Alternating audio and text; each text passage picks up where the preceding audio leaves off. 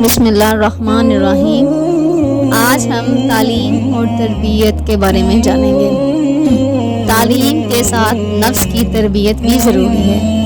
Doctor یا مولوی بننے کے ساتھ ساتھ آدمی بننا بھی ضروری ہے۔ پیغمبروں کا یہی طریقہ رہا ہے کہ وہ تعلیم سے پہلے اور تعلیم سے زیادہ تربیت کو اہمیت دیتے رہے ہیں۔ سورہ جمعہ کی آیت کا ترجمہ ہے جس طرح اور رسول صلی اللہ علیہ وآلہ وسلم ان کا تزکیہ نفس کرتا ہے، کتاب خدا اور حکمت کی انہیں تعلیم دیتا ہے۔ اگر ایسا نہ ہو تو تعلیم ہی رہ جائے اور آدمی اس گدھے کی مانند ہوتا ہے جس کے اوپر کتابیں لا دی گئی ہوں۔ مختصر یہ کہ تعلیم سے زیادہ اپنی اصلاح اور تزکیہ نفس کی طرف توجہ دینا چاہیے۔ یہ کام خواہشات کو دبائے بغیر ممکن نہیں ہے، اس کے لیے کچھ ریاضت درکار ہے۔ نہج البلاغہ میں امیر المومنین کا ارشاد ہے کہ یہ میرا نفس ہے جس پر میں ریاضت کرتا ہوں، اور یہ میری ریاضت ہے جس کے سبب میرا نفس قیامت تک کے دن امن و امان میں ہوگا اور مطمئن ہوگا۔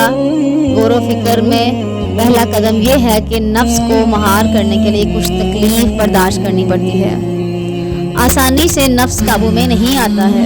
تہذیب حاصل کرنے کی راہ یہی ہے کہ آدمی غور و فکر کرے، علم حاصل کرے اور اسی پر عمل کرے۔ قرآن مجید میں بارہا غور و فکر کرنے کی طرف توجہ دلائی گئی ہے۔ مثلاً یہ غور کرنے کے لیے کہا گیا ہے کہ آدمی پہلے اپنی ذات پر غور کرے، یہ دیکھے کہ وہ پہلے کیا تھا اور بعد میں کیا ہو جائے گا، یہ دیکھے کہ آج وہ کس حالت میں ہے اور کل اس کا کیا حال ہوگا، یہ سوچے کہ کہاں سے آیا ہے، اس لیے آیا ہے اور اسے کہاں جانا ہے۔ ہم سب جو ہیں وہ نجس پانی کا ایک قطرہ ہی تو تھے۔ خداوند تعالیٰ سورہ طارق میں فرماتا ہے، یعنی انسان کو دیکھنا چاہیے کہ وہ کس چیز سے پیدا ہوا ہے۔ ایسی فکر بہت فائدہ دیتی ہے کہ اگر انسان یہ بھی دیکھے کہ اس کا بدن کتنا عجیب و غریب بنا ہے، حالانکہ پہلے وہ ایک قطرہ تھا، تو اسے قدرت خدا کے سامنے اپنا دل بھی جھکتا ہوا نظر آئے گا۔ اس طرز فکر کا فائدہ یہ بھی ہے کہ آدمی کو بندہ ہونے کا احساس رہتا ہے، وہ بندگی کی طرف آمادہ رہتا ہے۔ اس کی ذہن میں یہ بات رہتی ہے کہ وہ جو کچھ بھی ہے خدا کی وجہ سے ہے۔ آدمی اس طرح غرور و تکبر کا شکار بھی نہیں ہوتا، خود کو دوسروں سے بڑھتر نہیں سمجھتا۔ یہ جانتا ہے کہ اگر خدا نہ ہوتا تو وہ خود بھی نہ ہوتا۔ زندگی اور موت خدا ہی کے ہاتھ میں ہے۔ اگر اس کی زندگی ہے تو وہ بڑھاپے کو آنے سے روک نہیں سکتا، اور اگر اس کی موت لکھی ہے تو وہ خود کو موت سے بچا نہیں سکتا۔ اسی سلسلے میں اسلام محمود غزنوی کا واقعہ ہم پڑھیں گے، ڈسکس کریں گے۔ سلطان محمود اور اس کے غلام ایاز کا واقعہ سننے کے قابل ہے۔ ایاز ایک ذہین شخص تھا، معرفت رکھنے والا شخص تھا، اتنا اچھا آدمی تھا کہ سلطان محمود جیسے بادشاہ کی خصوصی توجہ اس پر تھی، اور وہ تمام کاموں کے سلسلے میں وہ ایاز پر بھروسہ کرتا تھا۔ بڑے بڑے رئیس اور جاگیردار قسم کے درباری اس سے جلتے تھے۔ ایک غلام بادشاہ کا اتنا مقرب آدمی بن گیا۔ ایک دن انہوں نے سلطان محمود کو رپورٹ دی کہ ایاز نے شاہی خزانے میں چوری کی ہے اور چوری کا مال کمرے میں مقفل کر کے رکھ دیا ہے۔ وہ ہر کچھ دن بعد تنہا وہاں جاتا ہے اور کسی دوسرے کو وہاں جانے نہیں دیتا۔ کچھ دیر بعد دوبارہ تالا لگا کر باہر نکل آتا ہے۔ اس طرح وہ شاہی خزانہ خالی کر دے گا۔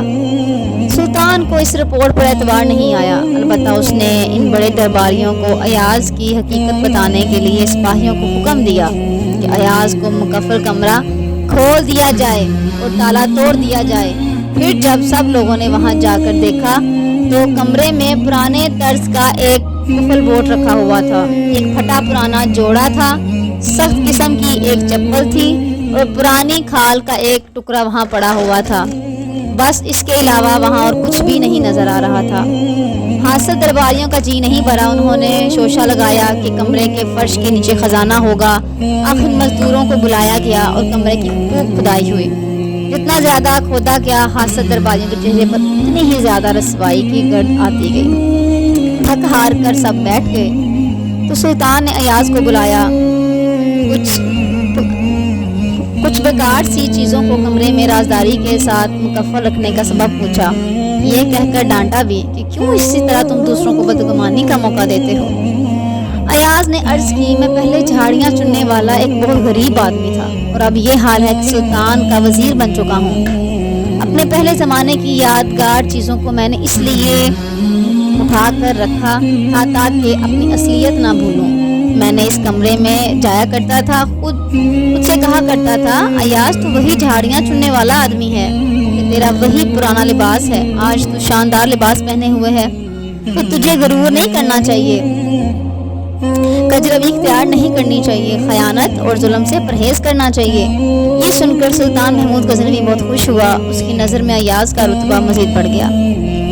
یہ تو ہر فرد کی داستان ہے، ہر فرد کو چاہیے کہ اپنی اصلیت نہ بھولے، یہ نہ بھولے کہ وہ پہلے کچھ بھی نہیں تھا، اور اگر وہ کچھ ہوا بھی تو اس کا وجود پانی کے گندے قطرے پر مشتمل تھا، اور اگر وہ آج جیتا جاگتا انسان ہے تو یہ سب رب العالمین کی مہربانی ہے۔